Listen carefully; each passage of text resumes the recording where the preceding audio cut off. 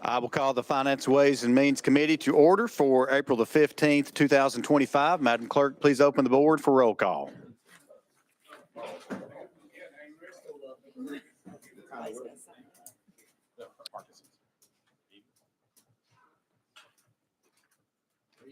Does anyone need more time? More time.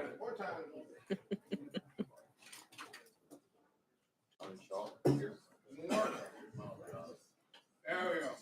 Hang on. Come on, Johnny. Hang on. Help him out.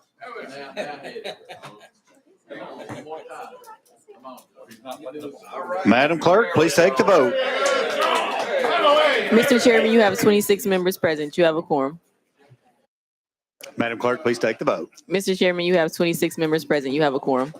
All right, thank you very much, members. Before we do get started, do we have any announcements or personal orders? Representative Capley, you're recognized. Thank you, Mr. Chairman. Members, I have a constituent here in the audience. He is my circuit court clerk. His name is Tommy Lee Kidd. Tommy Lee, stand up, baby. Y'all please make him feel welcome. Thank you, Mr. Chairman. Thank you, committee. All right, any other announcements or personal orders? Chairman Hawk, you're recognized.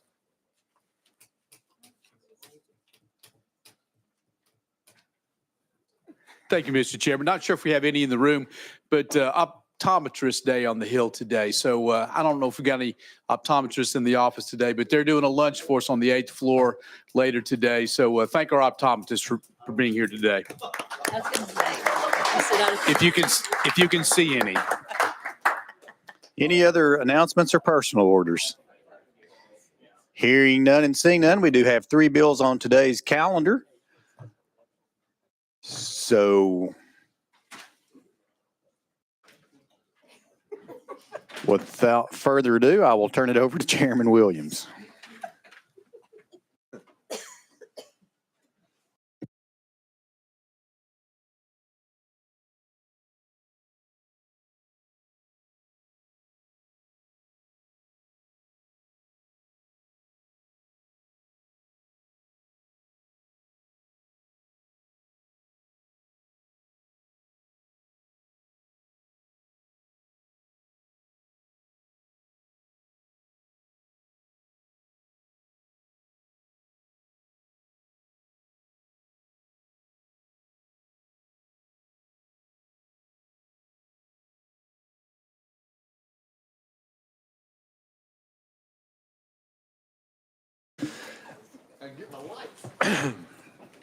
All right, we're on the calendar. Item number 1 on the calendar, House Bill 1409 by Leader Lamberth. Do I have a motion? And we have a motion and second on the bill. Leader Lamberth, you're recognized on House Bill 1409. Good morning, Mr. Chairman.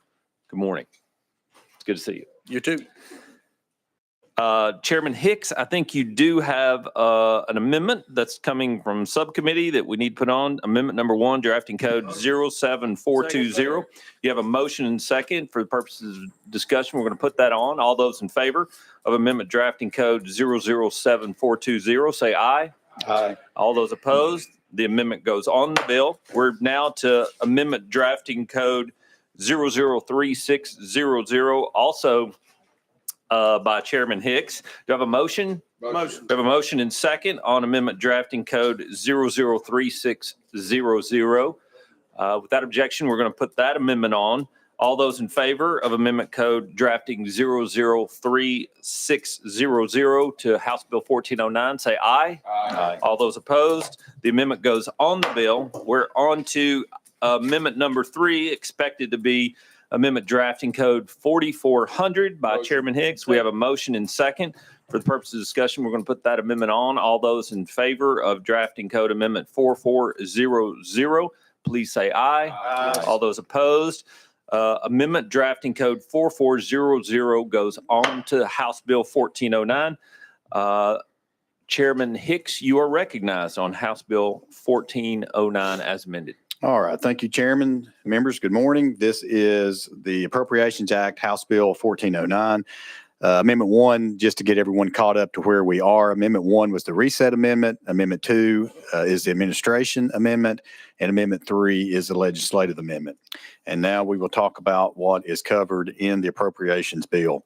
So the fiscal year 25-26 budget is $59.7 billion. The makeup of that budget is 50% from state appropriations to the tune of $29.7 billion, 35% from federal funds to the tune of $20.8 billion, and then 15% from other sources, which make up the total of, which is $9.2 billion to make up the total of $59.7 billion. So let's begin with revenues. The revenues each year, the budget is comprised of revenue and funding gained from several different sources and growth in tax collections, reversions of unspent funding, and other departmental revenues and investment earnings. In the past few years, the state has conservatively spent recurring revenues on non-recurring projects, which has left a significant balance of funding at the start of each fiscal year for use. In fiscal year 23, the state utilized $1.3 billion recurring dollars, and this was used for the TCAT infrastructure. Then in fiscal year 24, $2.6 billion in recurring revenues, and that was used to fund $3.3 for TDOT and state and local road projects. The fiscal year 25 budget, we used $974 million. That was recurring dollars, mainly the F&E tax fix, which again, that was a non-recurring expenditure. Which meant that at the start of the fiscal year of 26 budget, those funds were available to be spent. So talking about the general fund tax growth, it is slowing to where it has been in recent years. This budget, fiscal year 25, shows no tax, currently shows no growth in tax revenue. But the fiscal year 26 fiscal year, we do show revenues growing by 2%. So the 2% in growth equates to $376.7 million in additional recurring state revenues, which have been programmed into the fiscal year 26 and of course spent. Departments also reverted over $1.5 billion in unspent funds at the close of fiscal year 24, which left those funds to be spent on a non-recurring basis in this budget. Yearly earnings through the Treasurer's investment have been extremely high in recent years, mainly due to the increased amount of funding invested and higher interest rates. The fiscal year 26 budget includes close to $700 million in non-recurring funding realized through these earnings. This budget also includes the latest batch of non-recurring TennCare shared savings of $346 million. To date, the state has received over $959 million in shared savings through TennCare's waiver program. The legislative amendment reallocates a total of roughly $179 million from the governor's proposed budget to fund $181 million for member-requested amendments and legislation. So now we will talk about the major expenditures that we see in this budget. First, we will begin with disaster relief. A total of $597 million is put towards disaster relief in this budget, $240 million for TEMA disaster relief grants. And again, this was to address cost share obligations for the non-federal share of disaster recovery costs, $110 million for the Hurricane Helene interest payment fund, $125 million for the governor's response and recovery fund. And I'll come back to that in just a second. $100 million from TennCare shared savings for the Helene Emergency Assistance Loan Fund for local governments, and $20 million to aid in the reconstruction of Hampton High School in Carter County, and $2.3 million for a grant to property owners whose property was damaged or destroyed in Hurricane Helene. Going back to the $125 million for the governor's response and recovery fund. So originally back during the special session, $100 million was allocated, and then the governor proposed $25 million to add to that in his AA. The way that money has now been allocated is $20 million of that. $100 million will go towards the Irwin waste and water plant up there. It was totally destroyed, and then as well as $25 million has been allocated to the counties of Northeast Tennessee to again help in the recovery efforts from hurricane relief up in Northeast. Moving on to education, a total of over $640 million in new state funding for K through 12 education. This does include $198 million for one-time teacher bonuses, $148 million for TISA growth, $17 million for financial incentives for high-performing LEAs and grade A schools, $25 million for fast growth stipends through TISA, $20 million for charter school facilities fund, and $20 million for school safety grants, as well as $27.3 million for school summer learning camps and transportation. Also looking at higher education, $264 million has been appropriated, and this is for funding for fully funding outcomes for all LGIs, UT, community colleges, and TCATs, and then providing raises and insurance rate increases for higher ed employees and various capital improvements. Moving on to health and social services, over $1.5 billion in new spending for health and social services, inclusive of state, federal, and shared savings, as well as TennCare reserves. And the expenditures from this is a total of $98 million from shared savings for hospital buybacks, $28 million from shared savings for nursing home provider stability, $18 million to increase the hourly wage of DSPs. This will move from $15.37 to $15.68. $15 million for behavioral health infrastructure improvements, training and workforce supports, and $24 million to fund year 4 of the dental pilot program to address unmet dental services and needs. Moving on to law and safety, over $378 million for new initiatives regarding law and safety. These include $6 million to fund an additional 22 positions at the TBI, $38 million to fund an additional 116 positions with the Highway Patrol, $175 million for public safety grants, and $30 million for additional violent crime intervention grants. Moving on to ECD. A total of $213 million through ECD from state and fast track reserves from various projects. These include $25 million for fast track and infrastructure jobs training, $45.8 million for the Rural Development Fund, $63 million for research and development and innovation grants. Over $1 billion for TDOT, and also including $1 billion general fund subsidy for TDOT projects and operations, $34 million for commercial aviation, and $26 million for general aviation funding through the Transportation Equity Fund. And then grant pools, which we started a couple years ago, and we are going to show our commitment to these grant pools this year as well. $20 million for volunteer fire departments, $5 million for EMS, $5 million for rescue squads, $5 million for senior centers, $5 million for museums, and this year, $2 million for local governments to assist with capital maintenance and improvements for courthouses. And finally, $500,000 for food banks. Members, that is the Appropriations House Bill 1409. That is a high-level overview, and I Mr. Chairman, stand ready to answer any questions. Thank you, Chairman Hicks, for that description. Do we have any questions or discussion for Chairman Hicks on House Bill 1409? Seeing none, are we ready to vote, Madam Clerk? I'm sorry, I did not see you in your yellow jacket. Yeah, So bright on the front row. I My was apologies. brightly. My apologies, Leader Camper. That's Leader all right, Camper, Mr. you're recognized. That's all right, Mr. Chairman. Mr. Chairman, forgive me for being late. I think I re-injured my knee. I had to get the little cart now, try to figure out how to get around with. So forgive me for being late. I missed a lot of your presentation, but I am looking at the schedule that's before us. I presume a lot of what you discussed was in reference to the schedule and overall some of the bills that's being funded behind the budget. Am I correct in that? Chairman Hicks. So That is correct. So House Bill 1409. So what it actually includes is you're going to see, of course, the base budget is included in this, as well as the governor's amendment, as well as the legislature's amendment. So that's what is included in this particular bill, House Bill 1409. Leader Camper. thank you, Mr. Chairman. And so from the governor's, I think we all can agree with respect to the base budget that we're going to fund government. We're going to make sure that, all the things that we believe in from the state of the state and all those things that are in the base budget, most of us, if not all of us, can agree that we support that. And looking at the governor's supplemental, there were a lot of great initiatives I felt was in there that, we had statewide implications. A lot of members had things particular to their districts that were in there. And there was a lot of appreciation around the supplemental. Looking at our legislative initiative, where I do understand and appreciate the fact that, the legislature wants to have its own initiatives as well, which I completely agree with.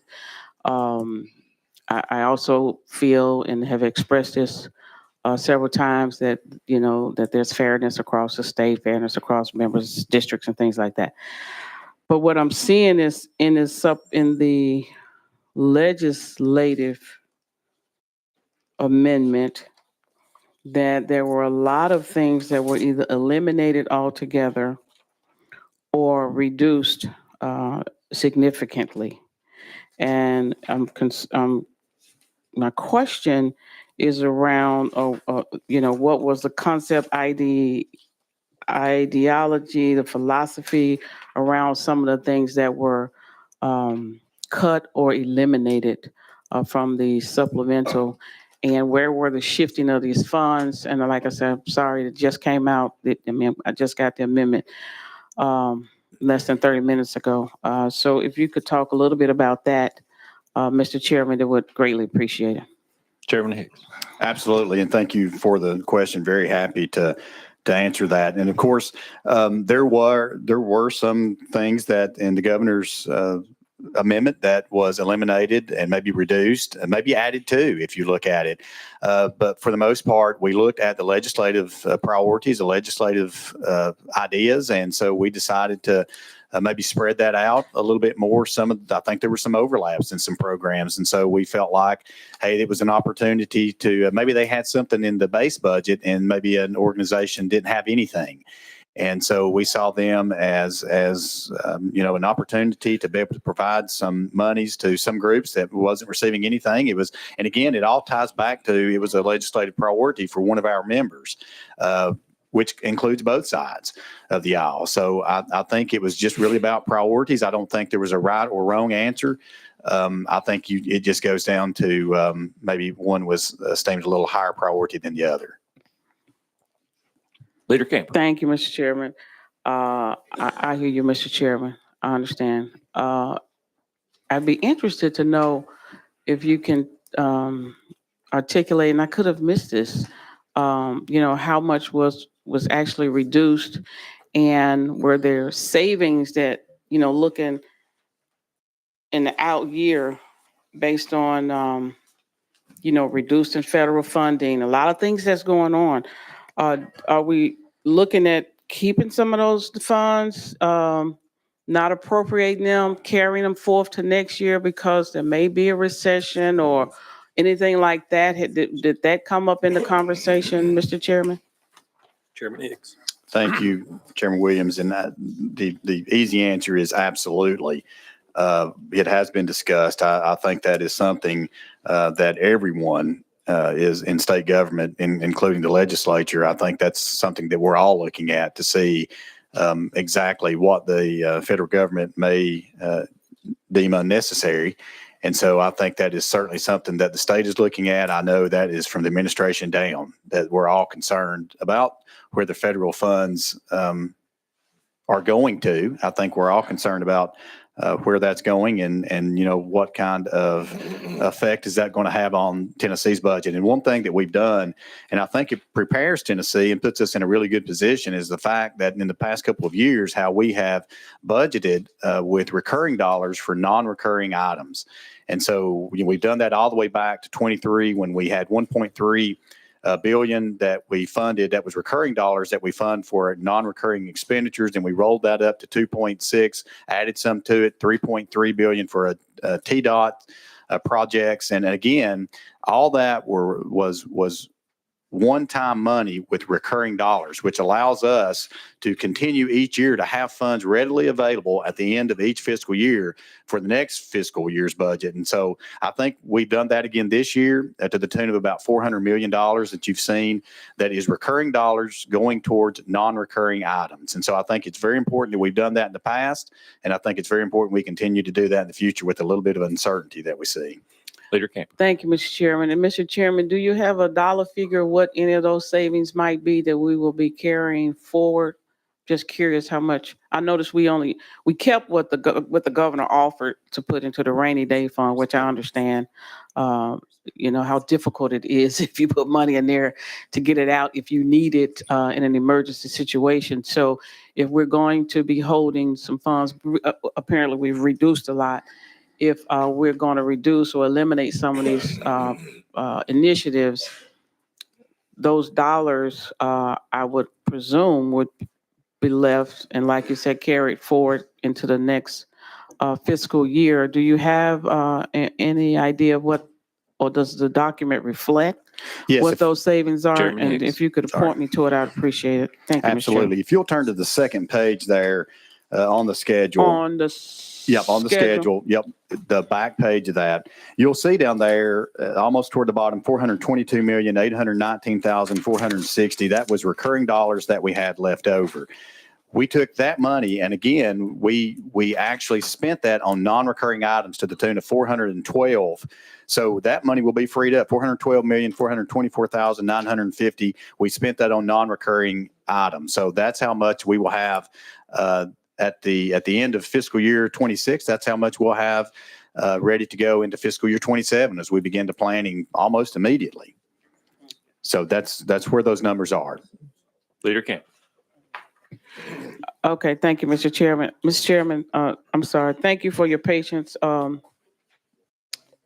One last thing, Mr. Chairman, and maybe we could talk about this offline, but I'm just noticing, just going through this schedule, I think Memphis was hit off a lot here. I think just trying to identify some of these organizations, I think Davidson County was hit a lot here. I'm just curious about that. So we could talk about it later, I'm sure, but it's just a lot of organizations doing a lot of great things and helping to move people forward, change their lives, giving them hope. And a lot of those have been either reduced or eliminated. And it just seemed like and I could be wrong. Like I said, I'm literally just looking at this. It seems very heavy toward the urban areas, but I haven't really had a really deep dive into it. But I do know that at least 16, 17, almost 20 million was reduced or eliminated from Memphis. I hadn't looked at some of the other areas, but thank you, Mr. Chairman. I appreciate your patience. Chairman Hicks. Thank you. And I'm happy to mention some of that. And I really firmly believe that West Tennessee, Memphis area is certainly really taken care of.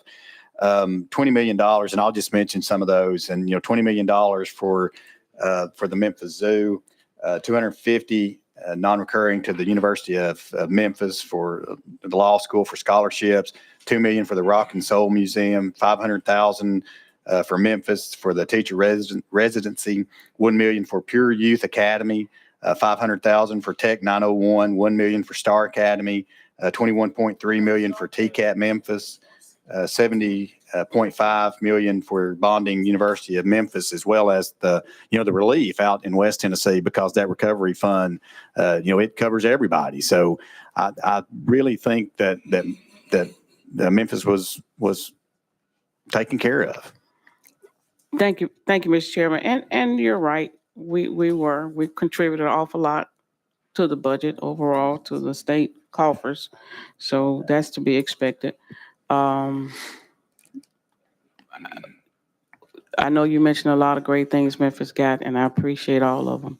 But there's a lot of them that got eliminated or reduced. So I'll leave it there, Mr. Chairman. Thank you. Thank you, Leader Lambert. Next on my list, Deputy Speaker Zachary. Thank you, Mr. Chairman. And Mr. Chairman, just for the public that's paying attention, because I know, no offense to our Chairman of Commerce who stepped out, but this is typically the most watched committee of the year, and we have millions watching today. But just to provide some clarity, because I get questions about this, this is an exhaustive process. What you're seeing is a culmination of work that begins back in August of last year. The governor has budget hearings starting in November. We start that process in January, and this committee can testify as our taskmaster chairman brings us in at 8 o'clock on Monday mornings for hours and hours of budget hearings. The meetings that go on every week, the exhaustive work done by our team with Jess and the entire budget team. This is an exhaustive process, and you're seeing the end of this now. But it's also important to remember that there was some conversation about the governor's budget. This is the legislature's budget. The governor, the executive branch, proposes a budget then it becomes our budget. This is the budget we vote on. The changes we make are at our discretion, and then we make those changes and we pass the budget. So it's important for people to remember this is the legislature's budget. And Mr. Chairman, again, credit to you, Chairman Hicks and Chairman Williams for, again, the work that's done on this, because again, the public seeing an hour discussion on a $57 billion budget, but this is an exhaustive process that again begins in last August and carries us to today. Thank you, Mr. Chairman. Thank you, Deputy Speaker. Next on my list, Representative Parkinson. Thank you, Mr. Chair, and Deputy Speaker, thank you for your words too. I was going to speak along those lines of educating the public on in regards to what this document means also. And Mr. Chairman, if you will, when we talk about, when we say eliminate, like give you an example, let's say eliminate neighborhood Christian centers. What exactly are we saying? And this is for the public's education so that they can understand and follow along with us also. Chairman Hicks. Thank you, Representative Parkinson. So what that simply means was that number was reallocated to another legislative priority. Okay. Representative Parkinson. Thank you for that, Mr. Chair. And it also means that they have no money reflected in the budget. Am I correct? Chairman Hicks. Now some of these organizations actually have a base funding. So it's hard to answer that question without knowing a particular entity, I guess I should say. Okay. Representative Parkinson. Thank you, Mr. Chair. And when we say reduce, and so let me find an example. Okay, reduce Center of Memphis Rock and Soul Museum, and further out in that line it says $1 million. We are reducing, and just so the public can understand also, we're reducing what is allocated to them by $1 million. Am I saying that correctly? Chairman Hicks. Yes, that is correct. Representative Parkinson. Thank you, Mr. Chair. Now the document though, it doesn't reflect what is being saved in the budget from that reduction. Can you tell me what that is? Chairman Hicks. It does. It's right there. I don't follow what he's asking.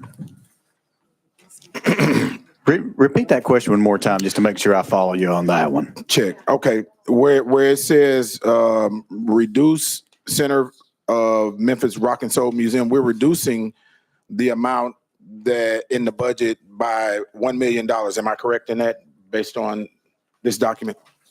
Yes, that's correct. And so with us using the term reduce, does that mean that there is still some monies in the budget for the Memphis Rock and Soul Museum? Yes, there's still money in there. Right. That is correct. And because it's not reflected on this document, how much is still in the budget for Rock and Soul Museum? $2 million is still in there for the Rock and Soul. Thank you, sir. And I just wanted to make sure that the public understood that, when we say eliminate, that we're in probably in some cases, probably more than not, removing a budget request or not including a budget request, rather. That's probably a better way to say it. Not including a budget request for that entity or organization. When we say reduce, there's still some in the budget, but it's been reduced. The amount requested has been reduced from what it originally was. Correct. That's correct. Okay. Thank you, Mr. Chair. Thank you, Chairman. Thank you Hicks. very much. Next on my list, Leader Lamberth. So to follow up on that conversation, every single item begins at zero each year. It's a $59.7 billion budget. And I think what my colleague was saying is that that's a $2 million investment just on that item in the Rock and Soul Museum. There is an enormous list from Mountain City to Memphis on Tennessee taxpayer dollars that are being invested many times in communities they don't live in and may never visit, but we're all in this together as a state. And there's a significant investment in all of these. But when the governor proposes a budget, as the deputy speaker said, we then spend months looking at that to determine where to most wisely invest the people's money. And sometimes the governor and his team have got it exactly where it should be. And other times, obviously, there's some adjustments. So just wanted to follow up on that. I mean, because it is millions of dollars in investment to the previous two questions in Memphis, but that goes throughout the state of Tennessee. I will tell you that my constituents sometimes get very frustrated because the big four districts always get the bulk of the allocations from the budget, be it education dollars, which are in the billions, and we're spending, I think, over 600 million in new education dollars this time. And I think those urban areas would argue that they pay in more sales tax dollars, and I get that.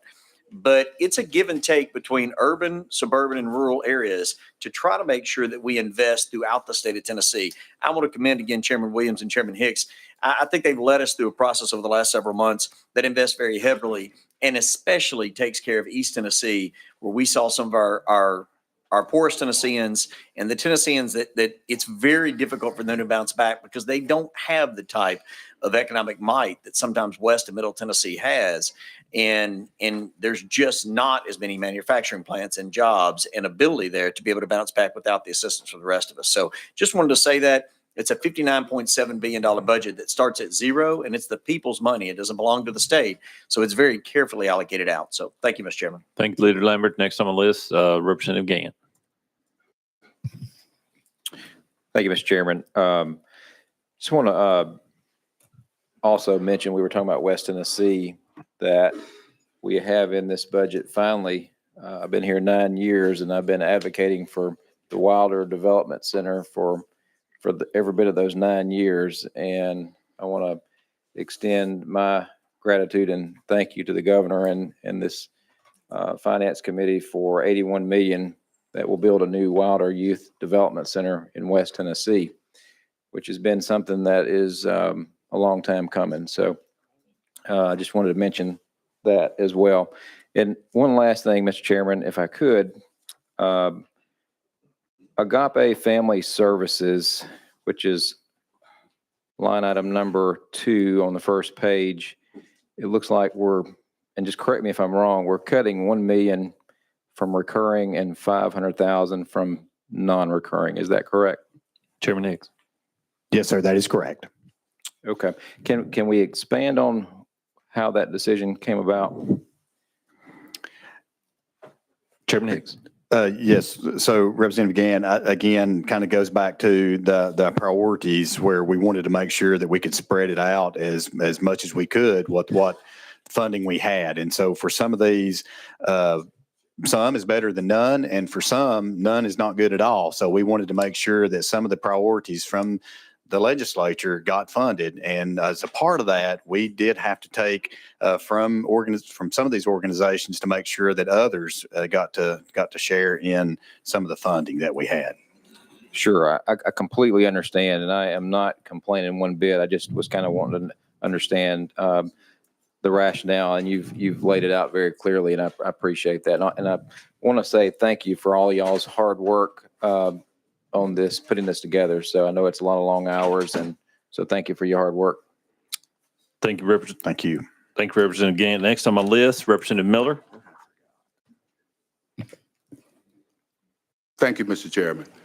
Mr. Chairman, I think either Hicks or Williams, a question concerning the actual governor's budget and what was reduced from his budget and given to legislative initiative. What is that total amount?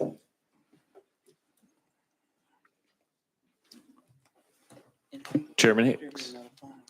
Okay, give me just a second. Let me pull that up. Let's see.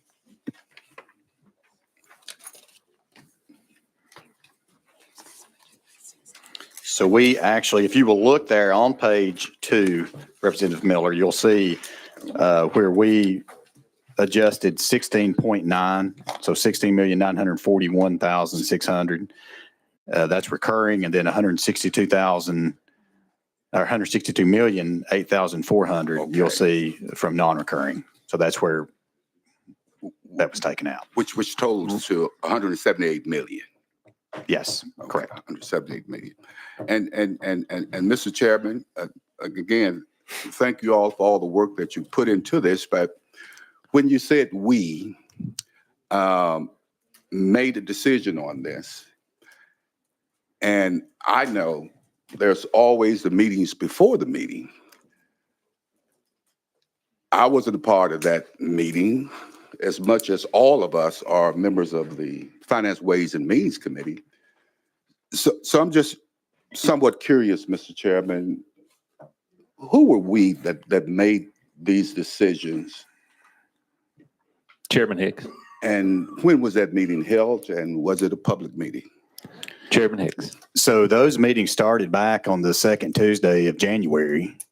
And it come from 99 members of the House and 33 members of the Senate. And I can assure you that the conversations have been going on to find out the priorities. And I can about tell you, you point to somebody and I can tell you a priority of what that particular member's priorities are. And so as we talk through those, I don't think there's any one person that's arbitrarily up here saying, you get it, you don't, you get it, you don't. Quite frankly, I wouldn't be in that position if that's the case, because I try to listen to everybody. And I think not only do I, but Chairman Williams, the Speaker, our leaders, our chairman, and I think the priorities are simply what gets passed each year. And, it's sometimes it comes down to it's the members who work their bills the hardest, who work their amendments the hardest. And that's how that comes up. So is there a meeting or two that get everything organized? Yes. Otherwise, we'd be here till December to start the next one. But that's how that works. I want you to understand that. And that's how I operate. And we're going to make sure that we're trying to be as transparent as possible. But my numbers and these things that are in this budget comes from you just turn around and look out in the audience to those members. And that's where this comes from. So I hope that not trying to be obtuse or anything, that's just the answer. That's where it comes from, sir. Representative Miller. And thank you, Mr. Chairman, for that. And one other question, either Mr. Chairman or maybe the clerk can answer this, but assuming and once this amendment passes out of this committee, there may very well still be an opportunities to amend this particular schedule and amend House Bill 409. That option will still be available. Chairman Hicks. Yes, I'll go ahead and answer that, Representative Miller, if that's okay. You absolutely will. That's correct. Thank you, Mr. Chairman. Thank you. I have no one else on my list. Seeing no other votes or just hands, we're going to take a vote. So, Madam Clerk, will you please open the board for a vote? All those in favor of House Bill 1409, moving on to calendar and rules, please vote aye. Those opposed, vote no. Has everyone voted? Would anyone like to change their vote? Hearing none, seeing none, Madam Clerk, please take the vote. Mr. Chairman, you have 27 ayes, 0 nays.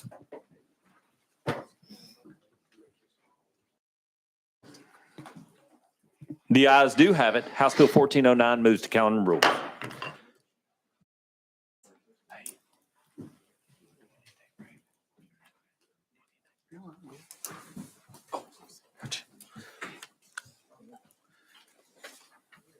All right, members, we're on to item number 2 on our calendar, House Bill 1408 by Leader Lamberth. Leader, we have a motion and second. I think Chairman Hicks, you have a timely filed amendment, drafting code 6614 by Chairman Hicks. May I have a motion and second on the amendment? We're going to put that amendment on for discussion.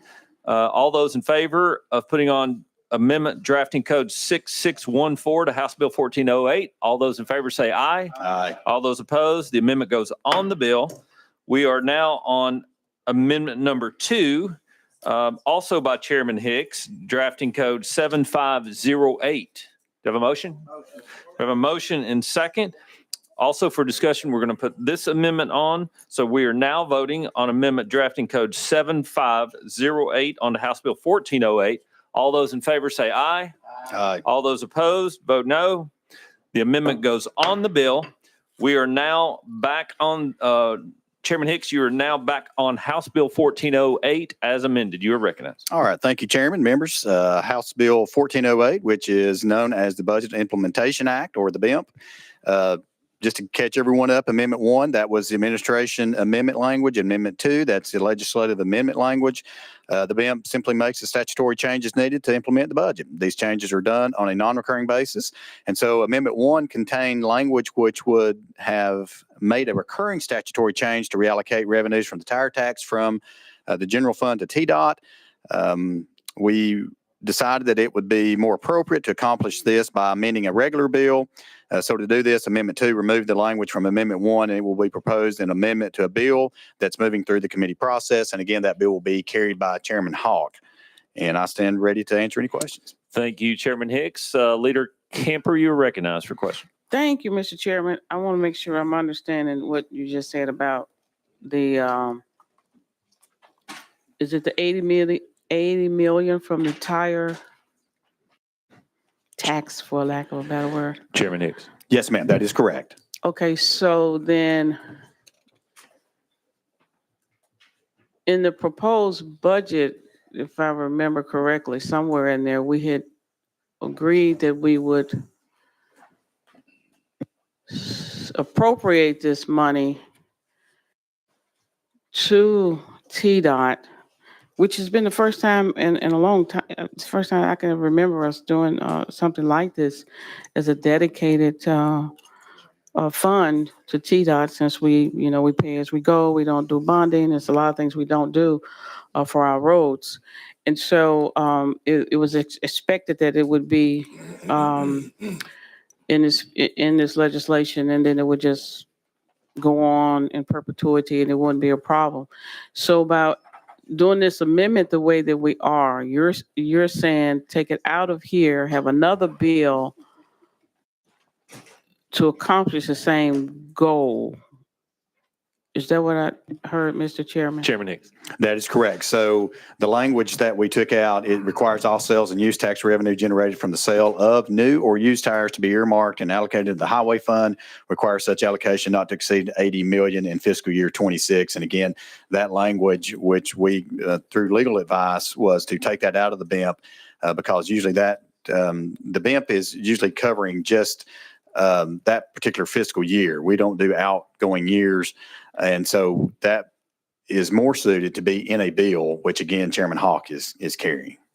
So still getting to same thing happening that was going to happen in the BIMP regarding the tires and the 80 million. That's still going to happen. It's just the vehicle to get there is just going to look a little bit different just through legal advice.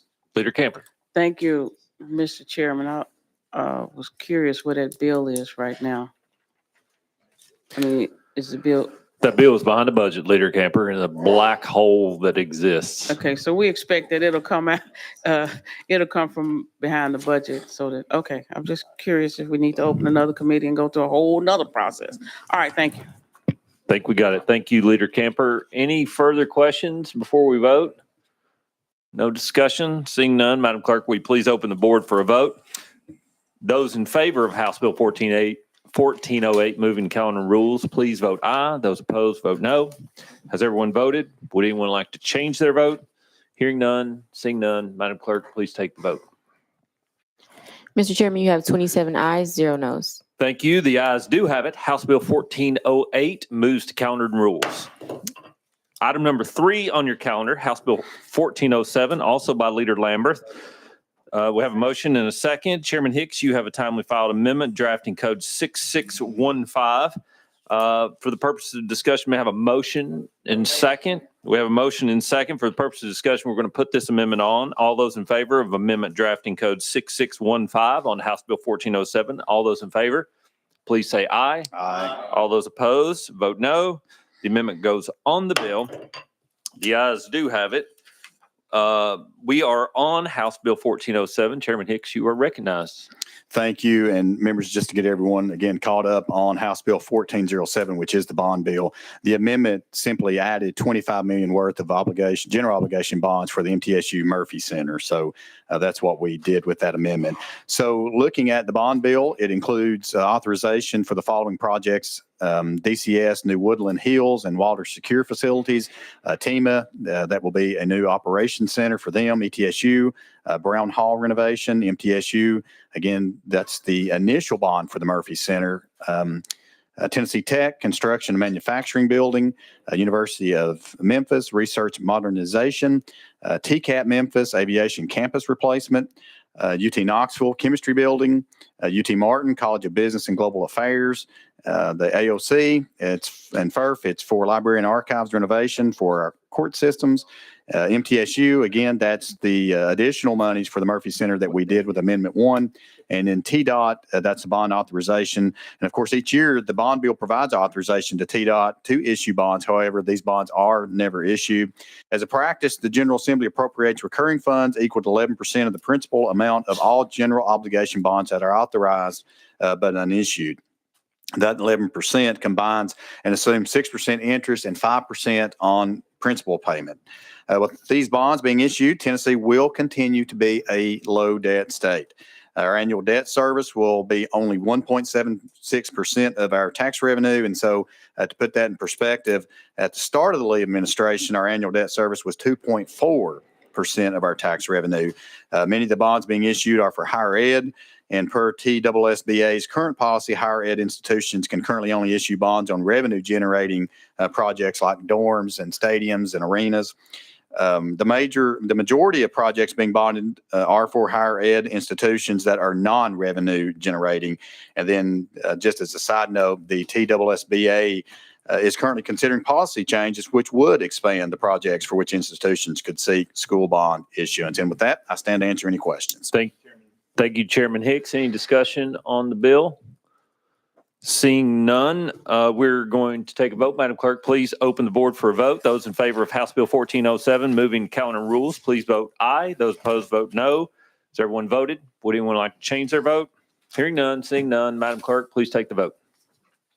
Mr. Chairman, you have 26 ayes, 0 noes. The ayes do have it. House Bill 1407 moves to calendar rules. Okay, members, Chairman Hicks. Thank you. And before we move on, I do want to say this, and I do appreciate everyone this morning for their attention and for certainly their support of the budget.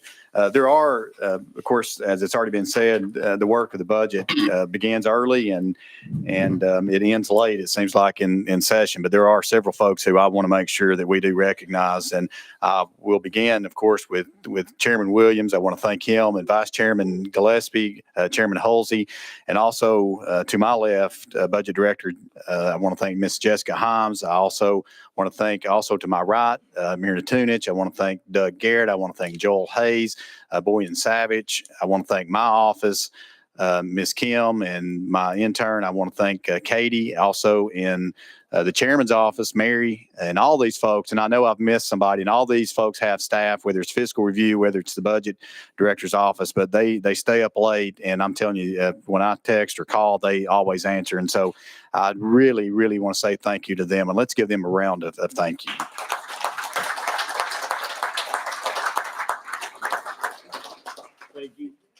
Thank you, Chairman Hicks. I do want to take a moment to personally thank Chairman Hicks. He, like they, answers the phone when I call, which is sometimes difficult, I'm sure. And he's this is his first time going through this process at the helm, and he's done a fantastic job. And it is a lot of sleepless nights and up late at night working, sometimes missing cheerleading competitions like he did this weekend. So there's a huge sacrifice to serving on this committee anyways, because of all the hearings that we have to attend, gladly sometimes. But Chairman Hicks has done a phenomenal job. I'm extremely proud to call him a friend and to work alongside with him. And I would second all he has to say about our staff. They, because of me, they have to be really patient, and they have been most of the time. I do hear one of them named Jessica chuckling. But we really appreciate the hard work, and this the governor, when he presents a budget to us, it is in fact a suggestion, and it's his heart and mine too to make sure that we try to hear from all 99 members who are trying to represent their 76,000 people to make sure that we provide services that Tennesseans really need. And so just want to make sure that we thank Chairman Hicks for his hard work and look forward to congratulating him and the staff on the floor. We are going to Leader Camper, you're recognized. Thank you, Mr. Chairman. I just want to echo your sentiments, particularly around all the hard work that staff have done. And Chairman Hicks, man, you've always taken my call, my texts, and sometimes they are probably inconvenience to you because you're with your family. But I appreciate it. I want you to know how much I appreciate that. A lot of times, and all of us, we sacrifice being here. But when you're in a very difficult position that the chairman is in and trying to negotiate and keep things together and even negotiating and trying to keep us together as a house and negotiating with the Senate, it's challenging. And you've done an awesome job. I want to let you know that I appreciate it. And we don't always agree, on things, but your heart is always in the right place, and I greatly appreciate it. You too, Chairman Williams. I didn't get to serve with you on budget. You moved out of appropriations because the speaker put me over there and brought you over here. And I didn't get a chance to really work with you in budget, but I'm sure with your due diligence and how you do things and methodical pragmatism, I really appreciate it. And I know you've done a good job in your negotiations and things as well. So I really appreciate it. All the hard work you all have given to Tennesseans. So thank you so much. Thank you, Leader Camper. Seeing no further discussion, we are going to move into recess for a few minutes so that Chairman Hicks can take the gavel back over. He's going to be taking up the full calendar dated April 15th of this. That was from yesterday. We think there are about 18 bills on that calendar. We're going to take that calendar up. So without objection, we're going to recess for 59.7 seconds.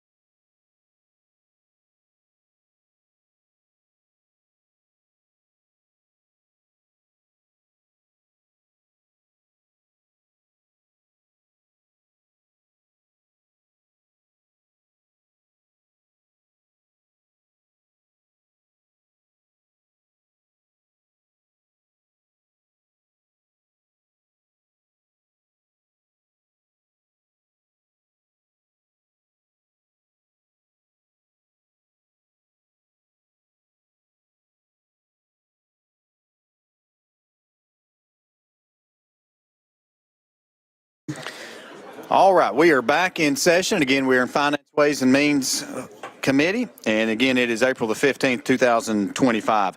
We're going to begin on today's calendar, and we're going to begin with item number 1. It's going to be House Bill 620 by Chairman Eldridge. You have a motion, a second. Sir, you're recognized for a description.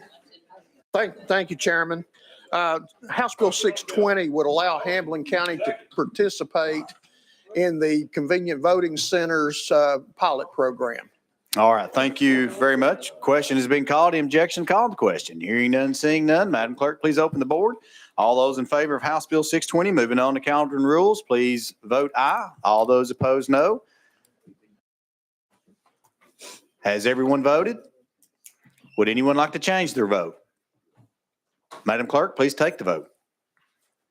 Mr. Chairman, you have 23 ayes, 0 noes. The ayes have it. House Bill 620 moves on to calendar and rules. Thank you. That brings us to item number 2 on our calendar, also by Chairman Eldridge. House Bill 381. You have a motion, a second. Sir, you're recognized. Thank you, Chairman. House Bill 381 is the Premier Resort Omnibus Bill. All right, members, you've heard the question has been called. The objection to calling the question. Hearing none and seeing none. Are you ready to vote? Madam Clerk, please open the board. All those in favor of House Bill 381 moving on to calendar and rules, please vote aye. All those opposed, no. Has everyone voted? Would anyone like to change their vote? Madam Clerk, take the vote. Mr. Chairman, you have 17 ayes, 3 noes, 5 present not voting. The ayes have it. House Bill 381 moves on to calendar and rules. Thank you, Chairman and Committee. Thank you. That brings us to item number 3. Item number 3 on our calendar is going to be House Bill 1125 by Chairman Farmer. You have a motion, a second. Sir, you are recognized on the bill, and I think you do have an amendment which rewrites the bill. Is that correct? And I have 7116. That's it. You have a motion and second on the amendment. Members, again, this does rewrite, so we're going to get it onto the bill and then have discussion. Any objection to that? If not, we are now voting on Amendment 7116 onto House Bill 1125. All those in favor signify by saying aye. Aye. All those opposed, no. The ayes have it. We're back when the bill is amended. Chairman Farmer.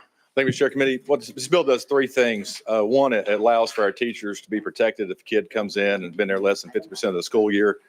If the grades are lower than expected, it won't reflect bad on the teacher of the school.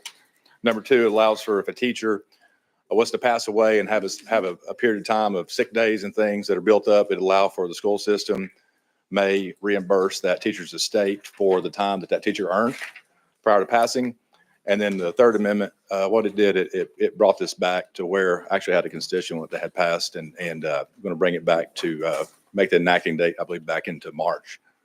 All right. Thank you for this description. We are again on House Bill 1125. Any discussion? Representative Parkinson, you're recognized. Thank you, Mr. Chair. And I want to thank the sponsor for bringing this bill. This has been a real issue for a very long time with some of the schools in my district because of the transient nature of the students, the homeless population of the students. You know, they may be living with auntie or grandmother this day and living with another relative another day, and they're having to transfer schools. And so, you know, I thank you for the legislation. I'm sure my teachers in my district and the school leaders thank you also for that, you know, giving this some real consideration. Thank you. Thanks, sir. Thank you. Further discussion on House Bill 1125. Question's been called. Any objection to call the question? Hearing none, seeing none. Madam Clerk, open the board. All those in favor of House Bill 1125, moving on to calendar and rules, please vote aye. All those opposed, no. Has everyone voted? Would anyone like to change their vote? Madam Clerk, take the vote.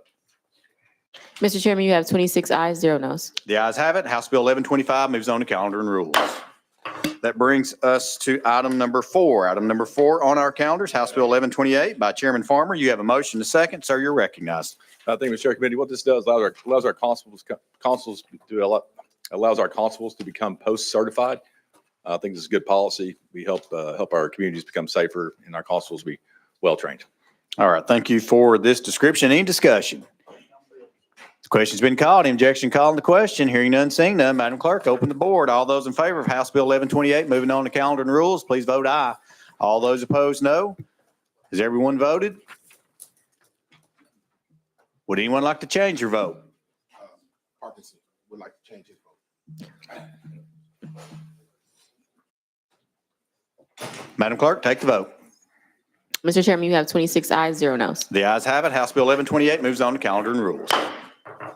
That brings us to item number 5. Item number 5 is going to be House Bill 487 by Chairman Farmer. You have a motion and a second. Sir, you're recognized. Thank you, Mr. Chair Committee. What this bill does is allows us to add it brought to by the County Clerks Association, allows us to add a $2 fee there. It's going to go through courtroom security, training, and it's a good bill. Question's been called. Objection called on the question. Hearing none, seeing none. Madam Clerk, open the board. All those in favor of House Bill 487 moving on to calendar and rules, please vote aye. All those opposed, no. Has everyone voted? Would anyone like to change their vote? Madam Clerk, take the vote. Mr. Chairman, you have 26 ayes, 0 noes. The ayes have it. House Bill 47 moves on to calendar and rules. That brings us to item number 6 on the Farmer calendar today. House Bill 491. Chairman Farmer, you have a motion. Second, you recognize. Thanks, Chair. Members, what this is brought by the Attorney General's Office is going to allow us to accept $120 million into our opioid abatement settlement fund. All right, thank you for this description. Any discussion? Question's been called. Objection to call on the question. Hearing none, seeing none. Madam Clerk, please open the board. All those in favor of House Bill 491 moving on to calendar and rules, please vote aye. All those opposed, no. Has everyone voted? Would anyone like to change their vote? Madam Clerk, take the vote. Mr. Chairman, you have 26 ayes, 0 noes. The ayes have it. House Bill 491 moves on to calendar and rules. Thank you, Mr. Chair Committee. Thank you, Chairman. That brings us to item number 7 on our calendar. It's going to be by Chairman Kumar, House Bill 1204. You have a motion and a second, sir. Thank you, Mr. Chairman. Do we need to add the amendment or is it traveling? You with are it? in the proper posture. You are ready for a description, sir. Thank you. House Bill 1204 does 3 things. First, it corrects the situation when a person who is arrested for a DUI is resistant to or refuses to have their blood sample drawn. In the current practice, law enforcement is asked to assist the medical professionals using reasonable force to restrain the person so the blood sample can be drawn. Reasonable force is an uncertain language and difficult to determine. For that reason, this bill will correct the situation by adding 6 months of added suspension of driving privileges when a person is resistant rather than having to restrain him or until a warrant is obtained. Secondly, it adds the new technology of oral swabs that can be tested at the site of DUI arrest so that if there are other illicit drugs and substances in play, that can be determined. And thirdly, it corrects the inversion that has occurred where the period of suspension for a third vehicular assault is more than more serious offenses of vehicular assault. So those are those inversion of sentence or inversion of suspension period is corrected. With that, I'll be happy to answer any questions. All right, Chairman Kumar, thank you very much for the description. Any discussion on House Bill 1204? Question's been called. Objection to call on the question. Hearing none, seeing none. Madam Clerk, open the board. All those in favor of House Bill 1204 moving on to calendar and rules, please vote aye. All those opposed, no. Has everyone voted? Would anyone like to change their vote? Madam Clerk, take the vote. Mr. Chairman, you have 22 ayes, 0 noes, 4 present not voting. The ayes have it. House Bill 1204 moves on to calendar and rules. Thank you, Mr. Chairman and committee. Thank you, Chairman. That brings us to item number 8 on our calendar. It's going to be House Bill 1373 by Chairman White. You have a motion and a second. Sir, you're recognized. Thank you, Chairman Committee. What this does is extends the school turnaround pilot program that we passed back in 2021 for LEAs that have priority schools. Up to this point, it's been 5. This extends it to, makes it a permanent program, and up to 15 priority schools can be served through this program. And with that, I'm willing to answer any questions. All right. Thank you very much. Members, you've heard the description of House Bill 1373. Any discussion? Chairman Williams. Question's been called. Any objection to calling the question? We do see hands. Let's vote. All those in favor of the motion to call the question, please say aye. Aye. All those opposed, no. No. The ayes do have it. Motion carries. Question's been called. Madam Clerk, open the board. All those in favor of House Bill 1373, moving on to calendar and rules, please vote aye. All those opposed, no. Has everyone voted? Would anyone like to change their vote? Madam Clerk, take the vote. Mr. Chairman, you have 23 ayes, 2 noes, 1 present not voting. Thank you. The ayes have it. House Bill 1373 moves on to calendar and rules. That brings us to item number 9 on our calendar. Item number 9 is going to be House Bill 636 by Representative Burkhart. Sir, you have a motion and a second, and it looks like you do have an amendment that we need to put on this bill. And I have amendment, we have a motion and a second. We have an amendment 7497. Is that correct?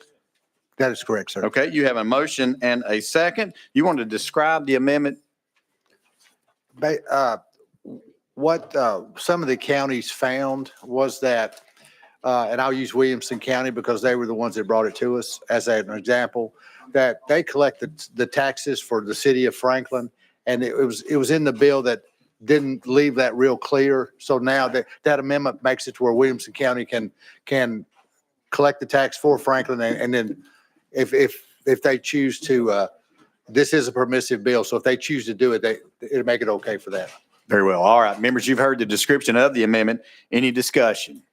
Hearing none, seeing none. We're now voting on Amendment 7497 on to House Bill 636. All those in favor signify by saying aye. All those opposed, no. The ayes have it. We're back on the bill as amended. Representative Burkhart. Thank you, Mr. Chairman. Last year, Chairman Carr brought this bill, but last year it only pertained to residential. And what it does, it allows cities and counties to partner with private developers to put in infrastructure.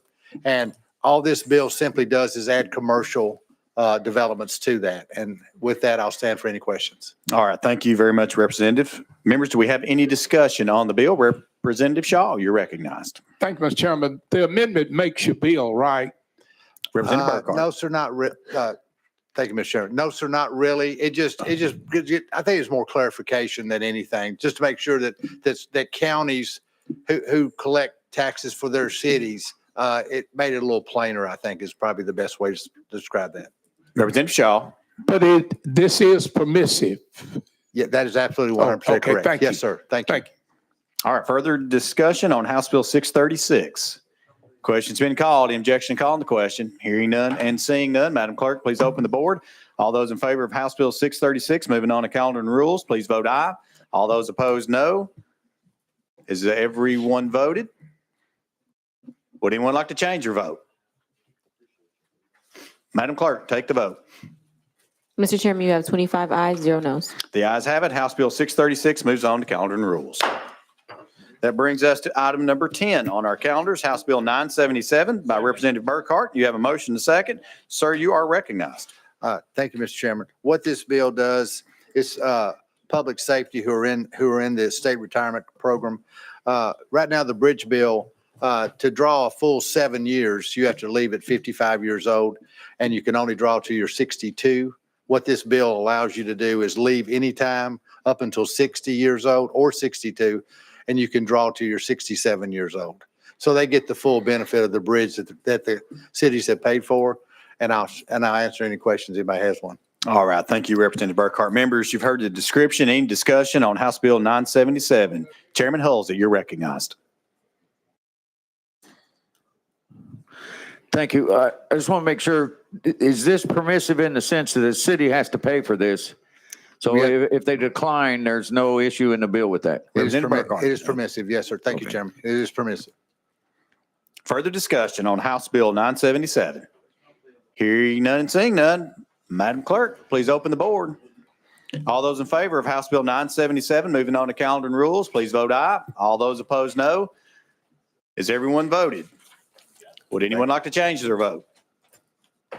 Madam Clerk, take the vote. Mr. Chairman, you have 25 ayes, 0 noes. The ayes have it. House Bill 977 moves on to calendar and rules. Thank you, Chairman and Committee. Thank you. That brings us to item number 11. Item number 11 on our calendar is House Bill 1325. And I think that's Chairman Vital. You have a motion to second, sir. You are recognized on the bill. Thank you, Mr. Chairman, members of the committee. I'm here on behalf of House Bill 1325, which is the Tennessee Farmland Preservation Fund. Tennessee has a rich agricultural history and significant economic activity evolve around farmland. However, since 1997, Tennessee has lost 1.5 million acres of farmland, second in the nation. We are now losing land at 250 acres a day. Now Tennessee can provide farmers with a pathway to save farmland while preserving their economic opportunities. The Tennessee Farmland Preservation Fund will be another tool for the Department of Agriculture. It is included in the governor's budget. It is a one-time appropriation, and it will help with voluntary commitments to conservation easements as we attempt to assist this challenging issue in Tennessee. All right. Thank you very much for this description of House Bill 1325. Any discussion? Speaker Zachary, you're recognized, sir. Thank you, Mr. Chairman. Representative Vital, just to confirm, this is voluntary, correct? That is correct, Chairman. Thank you, Mr. Chairman. Thank you. Further discussion, House Bill 1325. Hearing none and seeing none.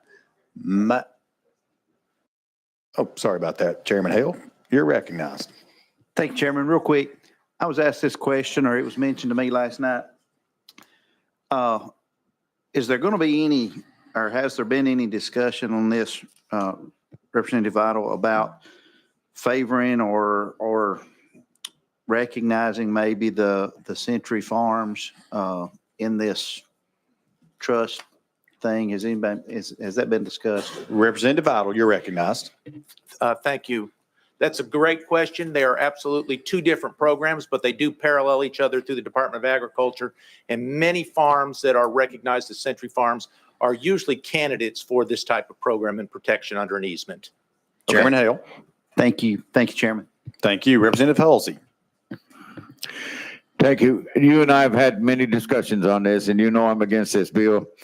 The word perpetuity, is this going to be standard for everybody? There are no exceptions. These easements will be in perpetuity. Representative Vital. Thank you. Traditionally, conservation easements are done in perpetuity. Chairman Halsey. Thank you. Representative Shaw. Thank you, Mr. Chairman. I just want to personally thank you, Mr. Sponsor, for this. I realize that this is voluntary. No, this is permissive. And I think it's another good tool in the toolbox for farmers. And being in a rural area, I've heard from farmers, they like this idea. They like the idea of having something to fall back on if they need to. So thank you for this. And I think it's an opportunity for farmers to move forward. Thank you so much. Representative Vital. Thank you. And I would just say in closing that the act of a conservation easement is a discussion usually done by a family in conjunction with the agency that does the easement. And it is the ultimate decision to protect your property. And it is ultimately a private property decision. All right. Thank you. Representative Sparks, you're recognized. Vital, I think wasn't this Farm Bureau's top issue for the year? Representative Vital? I thought it was. I think it was one of their top issues. Yes. I just wanted to point that out. Thank you, sir. All right. Thank you. Further discussion. Again, we're on House Bill 1325. Question's been called. Objection calling the question. Hearing none, seeing none. Madam Clerk, please open the board. All those in favor of House Bill 1325, moving on to calendar and rules, please vote aye. All those opposed, no. Has everyone voted? Would anyone like to change your vote? Madam Clerk, take the vote. Mr. Chairman, you have 23 ayes, 1 no. The ayes do have it. House Bill 1325 moves on to calendar and rules. Thank you, committee. Thank you. That brings us to item number 12. Item number 12 on our calendar is going to be House Bill 923 by Representative Mayberry. You have a motion and a second. And we do have an untimely filed amendment that has been filed. So without objection, we will hear an untimely filed without objection. So moved. Representative Miller, you filed Amendment 7611. Is that correct? That's correct, Mr. Chairman. All right, we have a motion to second on the amendment. We have a motion to second. Would you like to describe it, please? Thank you, Mr. Chairman. This amendment is actually, based on what I call transparency, integrity, truth, facts. And the amendment with the Department of Human Resources shall provide an annual report to the governor and the General Assembly of the number of male and female Caucasians, African Americans, Latinos, Asians, and other demographic groups who are hired or terminated based on merit during the previous year. The first report will be submitted on or before July 1st, 2026. Representative Mayberry, as he has been presenting this particular bill throughout the committee process, there's one word out of his own mouth: merit. He has continuously said his bill is based on merits. That's all. My amendment say, okay, my amendment is based on merits. Let that report happen. The Department of Human Services can make these reports based on their resources. So that's the base of the amendment, Mr. Chairman, members of the committee. All right, thank you for this description. Again, we're on Amendment 7611. Any discussion? Speaker Zachary. Thank you, Mr. Chair. Make a motion, move this to the table. It's proper motions before us. That does cut off, that's been motioned and seconded. That does cut off all debate except for that of the sponsor. Representative Miller, you're recognized. Thank you, Mr. Chairman. Mr. Chairman, I started my statements by saying that this amendment was actually based on transparency, facts, truth, and integrity. And in this amendment, I'm giving Representative Mayberry exactly what he's been asking for: merit.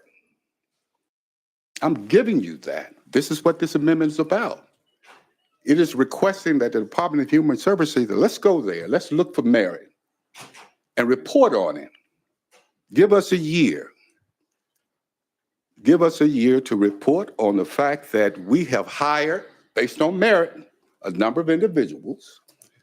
We have terminated a number of individuals based on merit. So for my colleague to table this, it makes me wonder, if not anyone else, what are you afraid of? What are you really afraid of? I would think the truth, integrity, facts, honesty. And it's really a shame that you table this motion. Thank you, Mr. Chairman. All right, thank you, Representative Miller. So the motion has been I hope made that you by, vote against the tabling motion. motion has been made by Speaker Zachary to lay this amendment on the table. That's been properly second, and it is before us. We are now voting. All those in favor of the tabling motion, please say aye. Aye. All those opposed, no. No. The ayes do have it. That motion is tabled. That amendment is tabled. We're back on the House Bill 783. You're recognized, sir. Thank you, Mr. Chairman. House Bill 923. 923. Yes. I'm good. Okay. House Bill 923 prohibits departments that promote or requires discriminatory preferences. I stand ready for questions. There we go. Sorry about that. Let's make sure we are on House Bill 923. Sorry about that. I jumped ahead. Members, you've heard the description of House Bill 923. Any discussion? Representative Love. Thank you, Mr. Chairman. To our sponsor, just a few questions if I can, Mr. Chairman, to ask the sponsor. Do you believe that discrimination in state contracting or hiring has ever occurred? Representative Mayberry. Thank you, Mr. Chairman. Can you repeat the question one more time? Sorry, something happened. I couldn't hear that. Representative Love. Do you believe that discrimination in state contracting or hiring has ever occurred? Representative Mayberry. Thank you, Mr. Chairman. I do know within the state that there has been DEI policies throughout different governments, and this particular bill is going to say we're not going to have a Department of DEI.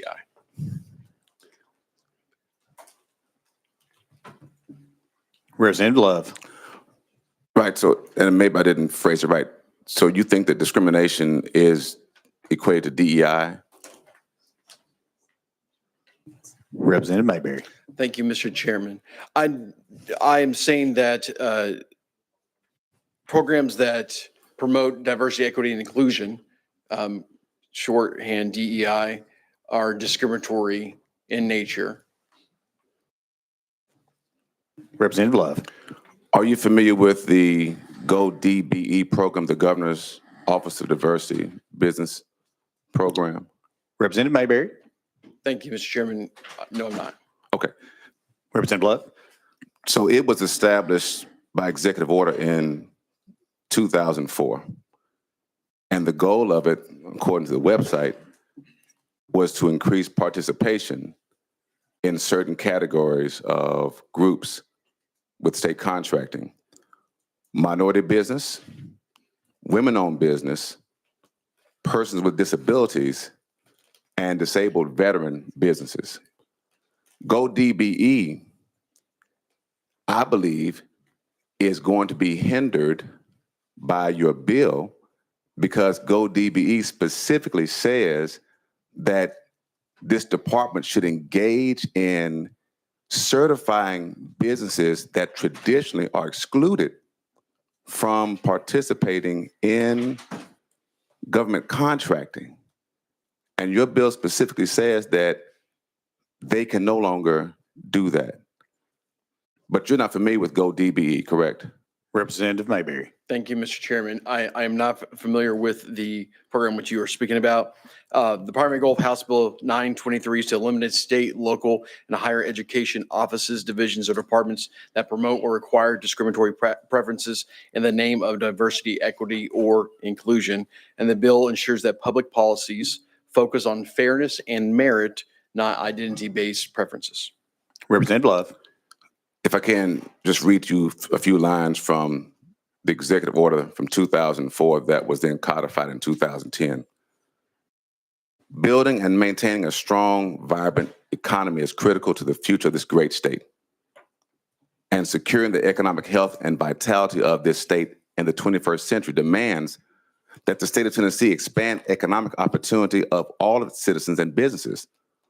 Whereas throughout the history of the state and nation, some minority and protected groups have suffered grave injustice from the effects of economic discrimination. Even today, some groups continue to struggle for an equal opportunity to earn a living and take full advantage of economic opportunities. This was not designed to discriminate against anybody, but to say to those who have been discriminated against, the state will engage in processes and programs to get you better equipped for state contracting and providing economic opportunity to build the state. And I'm just extremely concerned that this bill will undo almost now 2 decades of what I believe is good work to expand opportunities for our disabled veterans in this state, small business owners in this state, women-owned businesses in the state, and minority business in the state. So I would just ask you to really consider, since you've never become familiar with Go DBE, at least read about one of the programs that your bill is going to dismantle. Because you may put out of business some disabled veterans, some women, and small-owned businesses because Go DBE will be eliminated by this bill. Thank you, Mr. Chairman. Thank you, sponsor. Thank you. Representative Mayberry. Thank you, Mr. Chairman. Again, I don't know about the particular program which you were speaking of. There are a lot of programs in the state of Tennessee. This bill will eliminate departments that promote discriminatory practices, and the idea is from hiring. So it doesn't sound like it's going to affect this program. I don't know. I do not know anything about this program. The name of the program is Governor's Office of Diversity Businesses. Representative Love. I'm sorry, Mr. The name of the program is the Governor's Office of Diversity Business Enterprise. If your bill is going to eliminate diversity and equity inclusion in programs, the word diversity is in the very program itself. Representative Mayberry. Thank you, Mr. Chairman. I love diversity. I think most of us do.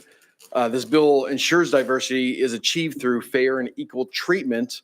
It focuses on creating opportunities based on merit, ensuring that everyone, regardless of their race, gender, or background, has an equal chance to succeed.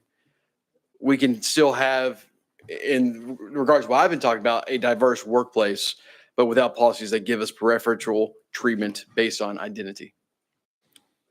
Leader Camper. Thank you, Mr. Chairman. Mr. Chairman, I was looking at the fiscal note, and I think my question's been answered. I was trying to look at the fiscal implication of this bill, but the one I was looking at was the amendment that didn't go on, I think. I saw that it came out yesterday, so. Okay. I think my question's been answered. All right. Thank you. Representative Shaw. I'll be very brief. My friend, I know you'll have some time to think about this as days go by, and maybe you won't catch this until you get home, but I'll just tell you that there's some things that's been put in order, been put in place by divine order, and legislation don't change it. We try, but it don't. And I'll just leave it there. Thank you. Thank you, Representative Shaw. Representative Mayberry, comment. I renew my motion. Okay. Representative Parkinson. Thank you, Mr. Chair, and thank you, sponsor. Can you tell me, what problem are we solving with this bill? Representative Mayberry. Thank you, Mr. Chairman. We are trying to, we're attempting with this bill to remove departments that promote discriminatory practices. That's what we're trying to accomplish. Representative Parkinson. Thank you so much, Mr. Chair. And so is a department that serves, DEI, is it a discriminatory practice? Representative Mayberry. Thank you, Mr. Chairman. If you look at the equity part of DEI, right? So we're trying to make everyone have the equal outcomes. That's the whole point of the equity part of DEI. Well, then that's definitely discriminatory because you're now choosing who's going to be winning and losing. And so we're going to give everyone equality, the same level playing field, do it based on merit. And when you do that, that workforce will be naturally diverse. Representative Parkinson. In the context of diversity, equity, and inclusion, equity means ensuring that everyone has the opportunity to succeed, regardless of their background or their circumstances. And I think that differs emphatically with your definition that you just gave. Let me ask you this: who was being discriminated against in these DEI programs? Representative Mayberry. Thank you, Mr. Chairman. I've previously stated the number one beneficiary of the DEI programs, according to the Department of Labor, are white women. So you could then say anybody else is being discriminated against. Representative Parkinson. Thank you, Mr. Chair. So you said, white women were the number one beneficiary of it. And so are you saying that white men were discriminated against in the DEI programs? Representative Mayberry. Thank you, Mr. Chairman. Again, as white women are the number one beneficiary of DEI programs, then any other race would then be at a disadvantage. Representative Parkinson. Thank you, Mr. Chair. So, white women may have been the number one beneficiary of DEI programs, but other people benefited as well. So that would mean that they weren't discriminated against, such as disabled individuals, LGBTQ individuals, so veterans, one of which I am, African Americans, Hispanics, Asians, and more. Do you know why what the genesis is, or the reason why DEI programs were started from the beginning? Representative Mayberry. Thank you, Mr. Chairman. First, I want to say thank you for your service. I believe veterans is not, I believe veteran is a merit. You serve your country is definitely a merit, and I appreciate you serving your country in that regard. Diversity, equity, inclusion was originally implemented for many different things, but it's not what it is today. Today, it's a politically ideological program trying to pick winners and losers. It's discriminatory in nature, and that's what this bill is going to do, is to eliminate those practices. Representative Parkinson. Thank you, Mr. Chair. My question was, do you know the reason why diversity, equity, and inclusion has been started in this country? Do you know what the reason for it even existing is? Representative Mayberry. Thank you, Mr. Chairman. I do know the reason why it was put in place, yes. What is that? What is the reason? Representative Mayberry. Thank you, Mr. Chairman. DEI programs were put in place trying to lift up marginalized communities, but that's not what it is today. Today, it prioritizes groups' identity over individual qualifications and merit, which creates division rather than unity. This bill is going to refocus and treat everyone equally based on their abilities and not their identity. Representative Parkinson, Thank you, Mr. finish Chair. up. And I appreciate that. The reason that DEI program, interesting that your response. The reason that DEI programs were created was because white men were receiving everything, and you had women that were just as qualified that could not get into leadership in corporate America, couldn't receive the same amount of pay for the same qualifications or the same job, or African Americans were excluded, from opportunities, even jobs, based on looking at the application name. Oh, that looks like a black name. Put them to the side, right? Or promotions, or disabled veterans who put their lives on the lines and obviously almost lost their lives. That's why they're disabled, right? Or other individuals that contribute heavily to this country. That's the reason why it was created. So what you're saying with your legislation is we are going to erase all of that and go back to none of those individuals or those groups that I named having an opportunity. The reason it was created was because they were being squeezed out of the opportunities.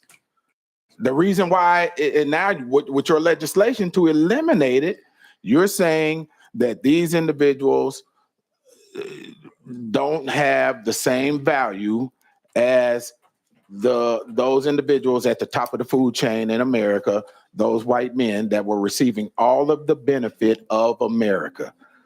Everybody deserves some benefit from America. And so that's why it was created, to try to equalize the equity, to try to equalize the playing field, because there's been a long running advantage for those for all the way from the start of this colonial experiment to today, of white men having the first opportunity to own land, to vote, to do everything, and then everybody else had to catch up. That's why you have DEI. And I'll be happy to hear a response from you. And Mr. Chair, I thank you for your indulgence. Representative Mayberry. Thank you, Mr. Chairman. Discrimination in the law is well put in place in regards to hiring. The description you just gave me is making me think that you think that people that are not white men they cannot get a job based on merit. That's ridiculous. Yeah, that's exactly what I'm saying. That's ridiculous in my opinion, that you think that people other than white men don't have merit. If you're not looking at age, race, sex, and you're looking, people are applying for a job, I believe, and my experience in life has been that people from all backgrounds of life are going to be able to receive. They're going to be able to receive those jobs, and that workforce will be naturally diverse.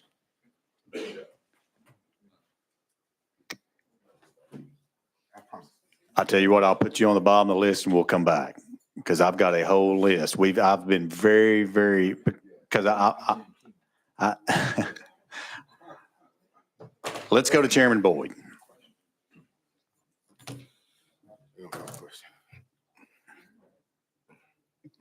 Thank you, Mr. Chairman. Question on the bill?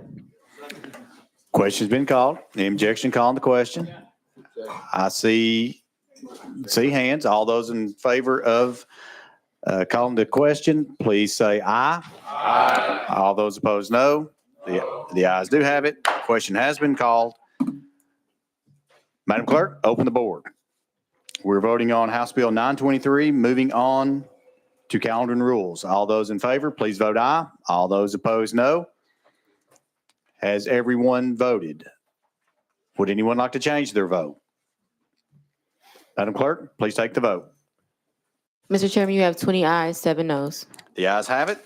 House Bill 923 moves on to calendar and rules. Thank you, Mr. Chairman. Committee. Thank you. That brings us to item number 13. Item number 13 on our calendar is going to be by Representative Martin. You have a motion and a second. You're recognized on the bill, sir. Thank you, Chairman and Committee. This bill as amended adds some opportunities for local governments in Hamilton County in particular, and a pilot program to put some guardrails around future sober living homes, where they would have to be, if they're within 1,000 feet of a school or a daycare, there'd be some minimum standards. It would provide local governments that may regulate these homes' operation to include applicable health, safety, and building codes. And lastly, the local government could require that residents of these homes receive a referral or recommendation from a licensed healthcare provider or the court. And any decision made by the local government would need to comply with the Federal Fair Housing Act and the American with Disabilities Act. This bill does not seek to harm those seeking recovery, but it does aim to hold sober living home operators accountable. And with that, I stand ready for any questions, Mr. Chairman. Thank you very much, members. You've heard the description of House Bill 783. Any discussion? Question's been called. Any objection calling the question? Hearing none and seeing none. Madam Clerk, please open the board. All those in favor of House Bill 783, moving on to calendar and rules, please vote aye. All those opposed, no. Has everyone voted? Would anyone like to change their vote? Madam Clerk, please take the vote. Mr. Chairman, you have 25 ayes, 0 noes.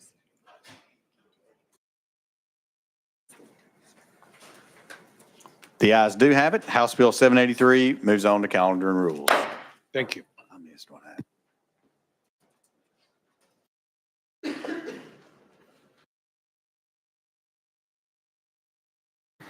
All right, that brings us to item number 14. That's House Bill 816 by Representative Travis. You have a motion and second. Sir, you're recognized. Thank you, Mr. Chairman and committee. House Bill. You got a motion and a second. You're recognized. You're recognized on the bill, sir. Thank you, sir. House Bill 816 is amended. States that no more than 4 points shall be assessed to a person's driver record while driving, where the driving privilege is canceled, suspended, or revoked. It's currently at 8 points, which is like doing 170 miles an hour down the interstate. All right, question's been called. Any objection to calling the question? Hearing none, seeing none. Madam Clerk, please open the board. All those in favor of House Bill 816 moving on to calendar and rules, please vote aye. All those opposed, no. Has everyone voted? Would anyone like to change their vote? Madam Clerk, please take the vote. Mr. Chairman, you have 24 ayes, 0 noes, 1 present not voting. The ayes have it. House Bill 816 moves on to calendar and rules. Thank you, Mr. Chairman, Committee. That brings us to item number 15. That's House Bill 152 by Representative Wright. You have a motion to second. You're recognized. Thank you, Mr. Chairman. House Bill 152, the Equal Participation Bill via electronic means for local legislative bodies, is a permissive bill. All right. Thank you for the description. Any discussion on House Bill 152? Question's been called. Any objection to calling the question? Hearing none and seeing none, we're now voting on House Bill 152, moving on to calendar and rules. Madam Clerk, open the board. All those in favor, please vote aye. All those opposed, no. Has everyone voted? Would anyone like to change their vote? Madam Clerk, take the vote. Mr. Chairman, you have 24 ayes, 0 noes. The ayes have it. House Bill 152 moves on to calendar and rules. Thank you, Mr. Chairman and committee. Thank you. That brings us to item number 16 on our calendar. It's going to be House Bill 627 by Chairman Crawford. You have a motion and a second, sir. You're recognized. Thank you, Mr. Chairman. This bill very simply sets forth some definitions within the code about tourism development, tourism promotion, and actual tourist. It also deals with the lodging taxes. It will put a cap of 8% on those. All the current things that's set in place for your local governments, the short-term rentals and stuff, this will not affect. It will grandfather those in.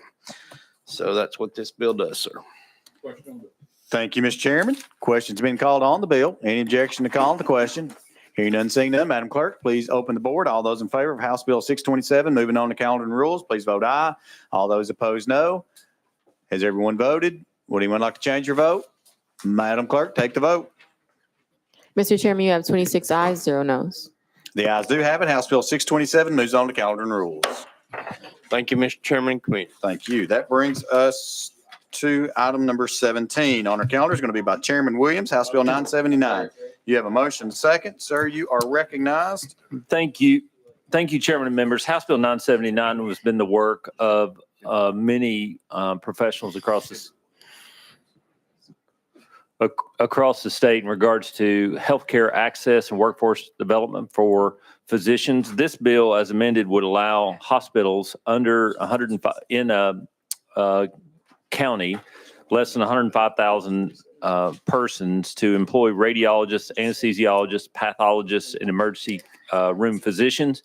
I would like to thank all the parties that were involved to try to make this bill work. It's much needed relief.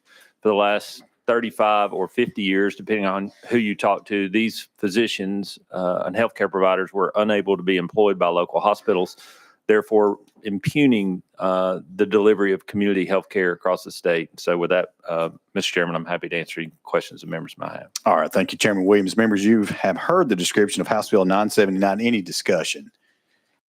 Question's been called. Any objection to calling the question? Hearing none and seeing none. Madam Clerk, please open the board. All those in favor of House Bill 979, moving on to calendar and rules, please vote aye. All those opposed, no. Has everyone voted? Would anyone like to change their vote? Madam Clerk, please take the vote. Mr. Chairman, you have 23 ayes, 3 noes. The ayes do have it. House Bill 979 moves on to calendar and rules. And members, that concludes the bills that we will take up today. Or let me restate that. That's all the bills we'll be taking up right now. Let's go to Chair Lady Moody at this time for an announcement.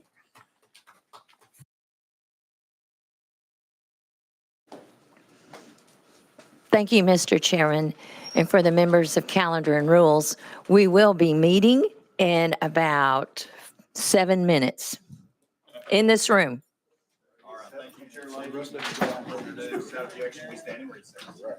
Thank you, Chair Lady. Without further ado, we do stand in recess.